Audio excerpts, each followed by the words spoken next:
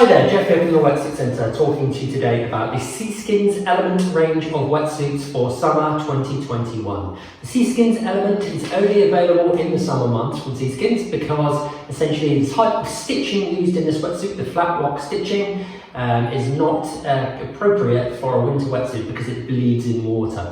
Using that flat lock stitching type, it makes it easy to manufacture the suit and it makes it a little bit more cost effective and give you a cheaper retail price. But the Seaskins Element is available in lots of different styles. So you've got men, women and kids, and then you've also got the shorties, the full length suits, okay, and you do have like the long arm shorty for ladies as well. So there's a few different variations, but the technology stays pretty much the same across the board, or these technical specifications of the suit stay the same across the whole wetsuit range, and that's basically down to the quality of neoprene that you're getting in the suit and the type of stitching in the wetsuit as well, which we'll come to in a second. What I'm going to do is I'm going to grab the kids' wetsuit here.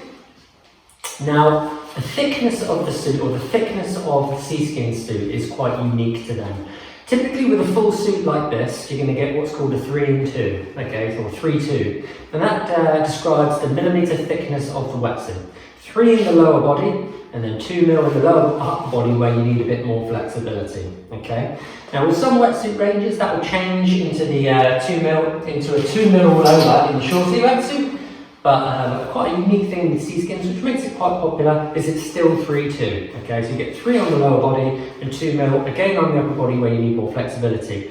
Some people quite like that, especially in the colder waters in the UK, because even in summer it's still quite nippy. It gets to a maximum of about sort of 19 degrees and that's still got a bit of an edge to it. So some people like to wear the shorty, but like that thicker neoprene in the lower body.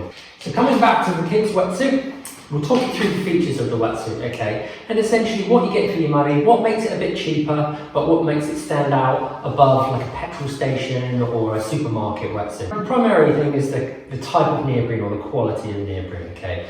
You get different grades of neoprene, and the more expensive neoprene is more flexible, softer to the touch, and it holds more air cells within the rubber. The more air cells within the rubber, the more flexibility you get, and the more warm air it will catch within the rubber and then insulate you, okay? With this particular wetsuit, with the Element, you get what's called like a standard neoprene in the lower body, so it's a little bit coarser to the touch. The lining of the rubber is quite coarse, so it's not quite as flexible. And then in the upper body, you get super stretch neoprene. Now this is the stuff that you want. Really, really soft lycra, which lines that rubber. Loads of flexibility, and the air cells within that rubber lend itself to much more movement and much more flexibility. As you move up in the range of more expensive suits, you'll get 100% super stretch neoprene, okay? Essentially with this suit, and then I'll grab the ladies suit as well, you're getting a mix of neoprenes, okay? On the lower body, where you need less flexibility, it's slightly coarser neoprene. In the upper body, you get that smooth, super stretch neoprene over the top of the shoulder and under the armpit, where you need loads of flex, okay? Within a supermarket style wetsuit or a petrol station style wetsuit, what I mean is basically the really cheap ones where you can get a wetsuit for $9.99 or 20 quid. Essentially that's just melted rubber. It doesn't have any air or gas blown into the neoprene, so it has no sort of air cells within the neoprene at all. And when you pick it up, it's rigid and it will not move at all. It won't stick to your body, and that's why you'll get rash and rub from that particular suit, and it won't do much of a job to keep you warm either. So there is a marked difference between a proper neoprene and the vulcanized rubber that you get in the really cheaper wetsuits. So it's a little heads up for you. The type of neoprene is one of the principal things, and you'll see on this particular suit and on the kids' suit as well, you get like a smooth skin panel as well. That smooth skin panel is particularly good at keeping wind out of the wetsuit, okay? And it's nice and soft to the touch, and they'll use it around the core, so around the chest, around the back, around the kidneys as well, just to keep your the torso nice and warm, keep your blood flow warm, and then obviously keep you in the water for longer and keep the wind off the suit as well. The panelling of the suit is very, very well thought out, so you don't have stitching where you don't want it. So under the arms, over the shoulders, every piece of neoprene is carefully thought about, and every stitch or every seam is carefully shaped to make sure it matches the contours of the body and doesn't provide any, doesn't give any restriction where you don't need it basically. Coming further down, on the knees you get the Duraflex knee pads. Again, this is a really sort of coarse or robust material, which is particularly useful on the knees. So when you're learning to surf, or if you duck dive with your knee, or any water sport you're doing, this tends to be the wear point of the wetsuit on the knee, especially for kids. So they put in this material and it's pretty much bomb-proof, so she'll give a longer shelf life for the suit. Okay, moving on to the kids suit again as well. One thing that's worth noting is that you do get like a little ankle zipper on the kids suit there, which is particularly useful when you're getting kids in out of suits, because they do struggle. With this particular suit you get a nice zip, just get the feet through nice and easily. So it is a nice little touch, and it's particularly popular with parents. Back to the Seaskins ladies element.